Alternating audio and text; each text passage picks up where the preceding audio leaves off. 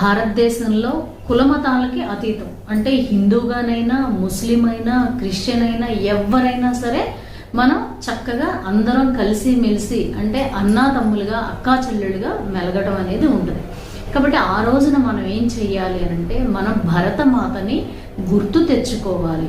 అలా రోజున స్వేచ్ఛగా, హాయిగా, ఆనందంగా భారతదేశంలో ఉండగలుగుతున్నాము అంటే స్వతంత్ర సమరయోధులు, మనకు స్వతంత్రం తెచ్చిన వాళ్ళని కూడా ఒక్కసారి మనం స్మరణ చేసుకోవాలి, గుర్తు తెచ్చుకోవాలి. గుర్తు తెచ్చుకున్నాం అనుకోండి, ఏంటి అంటే కేవలం మనం కృతజ్ఞత తెలిపినట్టు. ఆ తెలపడం వలన అందులోనూ భారతమాతను గనక గుర్తు తెచ్చుకుని, మీకు భారతమాత తెలీదు అని అనుకోక్కర్లేదు. ఎందుకంటే కళ్ళు మూసుకుంటే ఆ తల్లి తెల్ల చీర కట్టుకుని చక్కగా కనిపిస్తుంది. పోని మీకు అదంతా పక్కన పెట్టేస్తే ఏ అమ్మవారి ఆలయానికి వెళ్ళినా సరే ఆ అమ్మవారు కూడా మనకి సాక్షాత్తు భరతమాత కిందే